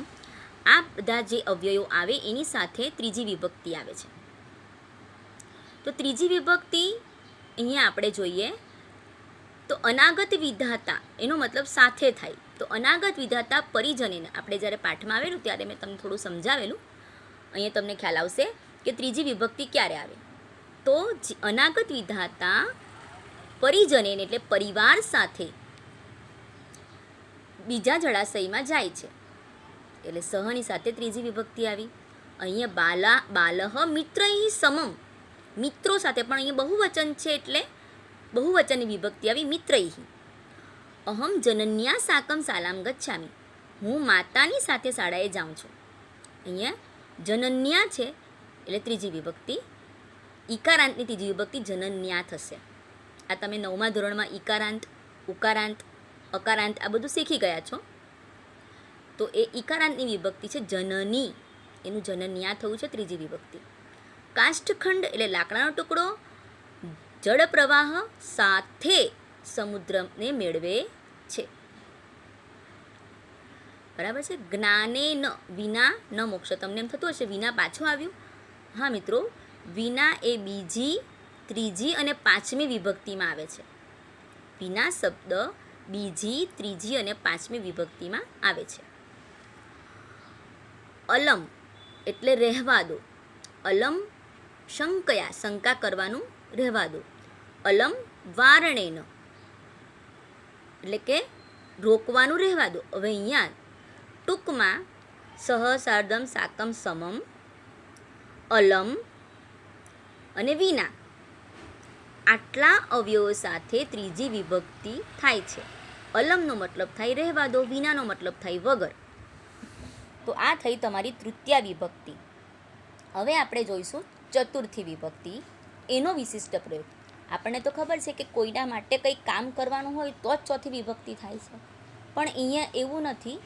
અહીંયા આટલા અવ્યયો આવે તો ચોથી વિભક્તિ આવે. તો મિત્રો જુઓ, નમઃ, સ્વસ્તિ, સ્વાહા આ 3 અવ્યય સાથે ચોથી વિભક્તિ આવે. ગણેશાય નમઃ, શારદાય નમઃ, સરસ્વત્યય નમઃ, ગુરવે નમઃ, તુભ્યમ નમઃ, તસ્મૈ દેવાય નમઃ, તસ્ય દેવ્યય નમઃ. આ બધા છે ચોથી વિભક્તિના શબ્દો છે. ચોથી વિભક્તિના શબ્દો જ્યારે આવે ત્યારે અહીંયા સાથે નમઃ આપ્યું છે. તો ચોથી વિભક્તિ એટલા માટે છે કારણ કે અહીંયા બાજુમાં નમસ્કાર, જેને નમસ્કાર કરવાના હોય એની ચોથી વિભક્તિ. આપણે જ્યારે શ્લોક બોલીએ છીએ તસ્મૈ શ્રી ગુરવે નમઃ, બરાબર છે. આપણે બધા ગુરુવે ગુરુવે બોલતા હોય છે, પણ એવું નથી. ચોથી વિભક્તિ આવશે ગુરવે નમઃ, એટલા માટે અહીં ગુરવે આપ્યું છે. તો સ્વસ્તિ એટલે કલ્યાણ થાવો, એની સાથે પણ ચોથી વિભક્તિ આવે, જેમ કે પુત્રાય સ્વસ્તિ, પુત્રનું કલ્યાણ થાવો. જનેભ્ય સ્વસ્તિ, લોકોનું કલ્યાણ થાવો, બહુવચન છે એટલે વિભક્તિ બહુવચનમાં પણ આ નિયમ લાગુ પડે છે. પછી અગ્નયે સ્વાહા, અગ્નિ કોઈક વસ્તુને હોમવાની હોય ત્યારે આપણે આ શબ્દ બોલીએ છીએ સ્વાહા, અગ્નયે સ્વાહા, બરાબર. અગ્નિને હોમવાની વસ્તુ છે એટલે અગ્નયે સ્વાહા. તો મિત્રો જ્યારે આટલા શબ્દો આવે ત્યારે તો ખરું જ, પણ એક નોંધ યાદ રાખજો, કદાચ તમને પરીક્ષામાં પૂછાય કે કોઈકને કંઈક કહેવાનું હોય અથવા તો કોઈકને કંઈક આપવાનું હોય ત્યારે પણ તે સંજોગોમાં પણ ચોથી વિભક્તિનો ઉપયોગ થાય છે. જેમ કે બાલક જનકાય કથયતિ, બાળક પિતાને કહે છે, જનક એટલે પિતા, પિતાને કહે છે. નૃપ ભિક્ષુકાય કથયત, નૃપ એટલે કે રાજા, ભિક્ષુકાય, ભિક્ષુકાય એટલે ભિક્ષુકને દાનમ દદાતી, દાન આપે છે. તો એવા સંજોગોમાં પણ આ નિયમ તમારી ચોપડીમાં નથી, પણ આ કોઈક વાર પરીક્ષામાં પૂછાય એટલા માટે મેં નોંધ તરીકે આ તમને કીધું છે. તમને આ નિયમ પાઠમાં પણ દેખાશે. આ થઈ તમારી ચોથી વિભક્તિનો વિશિષ્ટ પ્રયોગ. ચોથી વિભક્તિનો વિશિષ્ટ પ્રયોગ અહીંયા છે. હવે આપણે જોઈશું પંચમી વિભક્તિનો વિશિષ્ટ પ્રયોગ. પંચમી વિભક્તિ એમાં ઋતે, વિના, પ્રભૃતિ, બહિહિ, આટલા 4 છે એ અવયવ આવે છે. એ પાંચમી વિભક્તિમાં આવે છે. તો પહેલું છે ઋતે એટલે સિવાય, સંતોષાત એ પાંચમી વિભક્તિની સાથે આવ્યો ઋતે, ન સુખમ, સંતોષ સિવાય સુખ નથી. જીવનમાં તમે સંતોષ મેળવી લો એટલે તમને બધું સુખ મળી જાય. સંતોષાત ઋતે ન સુખમ, વિના કારણાત દુર્ઘટના ન ભવતી, કારણ વગર દુર્ઘટના થતી નથી. મિત્રો વિના શબ્દ એ 2, 3 અને 5 આ 3 વિભક્તિ સાથે આવશે, બીજી, ત્રીજી અને પાંચમી. ખાલી જગ્યા વિના ખાલી જગ્યા દુર્ઘટના ન ભવે તો કારણાત શબ્દ મૂકવો પડે. ત્રીજું છે પ્રભૃતિનો મતલબ થશે થી માંડીને, બાળપણથી માંડીને તે મારો મિત્ર છે. બાલ્યાત પ્રભૃતિ સહ મમ મિત્ર અસ્તિ, બાળપણથી માંડીને તે મારો મિત્ર છે. એ નીચે જો વિદ્યાર્થીઓ બાલ્યાવસ્થાયા, એની નીચે વાક્ય આપ્યું છે બાલ્યાવસ્થાયા, અવસ્થા છે, આકારાંત છે એટલે યાહ પ્રત્યય લાગ્યો છે, ત પ્રત્યય લાગ્યો નથી. બાલ્યાવસ્થાથી તે મૂંગો છે, બાલ્યાવસ્થાથી તે મૂંગો છે. તો સ્થાયા અહીંયા પાંચમી વિભક્તિ આવી છે. બાલ્યાવસ્થાયા પ્રભૃતિ શબ્દ ઉમેરું છું અહીંયા. બાલ્યાવસ્થાયા પ્રભૃતિ સમુકઃ, એ પ્રભૃતિ શબ્દ મિત્રો ઉમેરી દેજો. બાલ્યાવસ્થાયા પ્રભૃતિ સમુકઃ અસ્તિ. બહિહિ એટલે બહાર, નગરાત બહિહિ એક મંદિર અસ્તિ, નગરની બહાર એક મંદિર છે. તો વિદ્યાર્થી મિત્રો આ પાંચમી વિભક્તિ થઈ છે. આ પાંચમી વિભક્તિમાં આટલા પ્રત્યયો, આટલા અવ્યયો આવે તો એ પાંચમી વિભક્તિ બનશે. હવે આપણે છેલ્લી ષષ્ઠી વિભક્તિ તરફ જઈએ. તો એમાં કયા કયા પ્રત્યયો આવી શકે? તો કૃતે, અગ્રે, પુરતઃ, આટલા અવ્યય સાથે ષષ્ઠી વિભક્તિ આવે છે. એમ તો ષષ્ઠી વિભક્તિ મેં તમને કીધું તેમ કે ફક્ત સંબંધ બતાવે છે એ તો ખરું જ, પણ સાથે આટલા સંજોગોમાં પણ ષષ્ઠી વિભક્તિ આવી શકે. કૃતે, અગ્રે અને પુરતઃ, એનો અર્થ જોઈ લે. કૃતે એટલે માટે, અગ્રે એટલે આગળ અને પુરતઃ એટલે સામે. પરોપકારસ્ય કૃતે સહજીવતી, પરોપકાર માટે તે જીવે છે. અગ્રે આગળ, રામસ્ય અગ્રે સીતા ચલતી, રામની આગળ સીતા ચાલે છે. પુરતઃ ખાલી જગ્યા, પુરતઃ એટલે સામે. સજ્જનસ્ય ખાલી જગ્યા દુર્જન ભવતી, એ રીતે પણ પૂછાઈ શકે. તો અહીંયા પુરતઃ આવશે. સજ્જનની સામે દુર્જન ઊભો રહી શકતો નથી. તો આ રીતે છઠ્ઠી વિભક્તિ, આ 3 અવ્યયો આવે એની સાથે પણ છઠ્ઠી વિભક્તિનો ઉપયોગ થાય છે. તો આ તમારી થઈ ષષ્ઠી વિભક્તિ. એટલે ફક્ત એવું નથી કે સંબંધ બતાવે ત્યારે ષષ્ઠી વિભક્તિ આવે, જ્યારે આટલા આટલા અવ્યય આવે ત્યારે પણ ષષ્ઠી વિભક્તિ આવે તો આ એના થયા ઉપપદ વિભક્તિના પ્રત્યયો. ઉપપદ એની બાજુમાં કોઈ પદ આવેલું હોય તો એની સાથે વિભક્તિ બદલાઈ જાય છે. તો સામાન્ય નિયમો પણ યાદ રાખવાના છે અને વિશિષ્ટ નિયમો પણ યાદ રાખવાના છે. તો સામાન્ય અને વિશિષ્ટ નિયમો સાથે જે કંઈ નિયમો છે એ નિયમોને ધ્યાનમાં રાખીને અહીંયા આ ખાલી જગ્યાઓ અને જે કંઈક વિભક્તિનો ઉપયોગ કરીને જે કંઈ પરિચય કરાવવાનો છે આવા 3 અહીંયા મેં તમને તમારા સ્વાધ્યાય માટે આપ્યું છે. તેમાં આપણે જોઈએ મિત્ર હિ ખાલી જગ્યા સમમ પાઠશાલા ગચ્છ. તો અહીંયા મિત્ર છે એનું મિત્ર હિ તમને પરીક્ષામાં આ રીતે પૂછાઈ શકે. પણ અહીંયા મિત્ર આપ્યું છે ને બદલે તમને 3 ઓપ્શન આપે.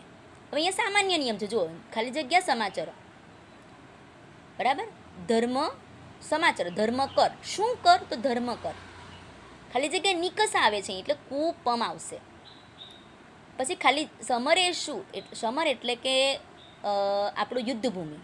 યુદ્ધભૂમિમાં, બરાબર, યુદ્ધમાં તું ભીમ થા. કોણ થા? તો ભીમ થા. તો અહીંયા સામાન્ય નિયમ છે. અહીંયા બધી વિભક્તિ ઓળખાવાની છે. તમે ઓળખાવી દીધી છે. જો માર્ગે એટલે માર્ગમાં કોઈક દુર્ઘટના પણ થાય છે તો અહીંયા 7મી વિભક્તિ આવશે. માર્ગે એટલે 7મી. દેશાંતરમ એ બીજી છે. પઠનેન એ ત્રીજી છે. અને આશંકયા એ પણ ત્રીજી છે. આ જે ખાલી જગ્યાઓ છે એ જરા જોઈ લઈએ. શ્રી ખાલી જગ્યા નમઃ તો ગણેશાય. ખાલી જગ્યા અંતરા નદ્ય પ્રવંતી તો નગમ. નગમ એટલે પર્વતની વચ્ચે નદી વહે છે. તો નગમ કેમ આવશે? કારણ કે અંતર આવ્યું. ખાલી જગ્યા સ્વાહા, મેં તમને આગળ જણાવી દીધું. અગ્નયે સ્વાહા. અગ્નિ એ ઈકારાંત છે એટલે એની સાથે યે પ્રત્યય લાગશે. ઈકારાંત છે. જેમ કે કવિ તો કવયે, મુનિ તો મુનયે, તેવી રીતે અગ્નિ તો અગ્નયે.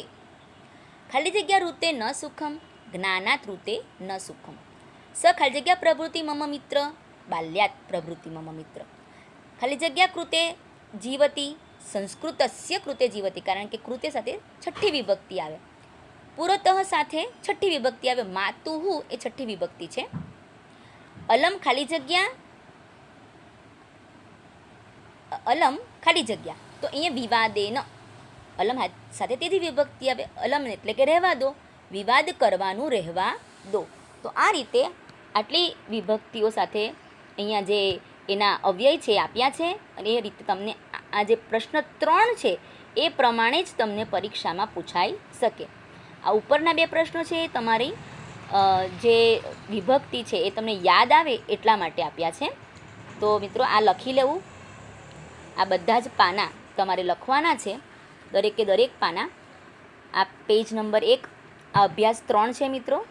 એનું આ page number 1, page number 2, page number 3, page number 4, page number 5, page number 6 અને આ પેજ નંબર 7. આ 7 પેજ તમારે લખવાના છે. અને આ જે છે તમને ગૃહ કાર્ય માટે મેં આપ્યું છે એ હું તમને ફોટો મોકલી આપીશ. અને આ પણ તમારે ગૃહ કાર્ય કરવાનું છે. તો આ 2 તમારા ગૃહ કાર્ય છે અને આગળનું તમારે લખવાનું છે. આ બધું સોલ્વ મેં કરી દીધું છે. અને આ 2 વસ્તુ છે તમારી જાતે સોલ્વ કરવાની છે.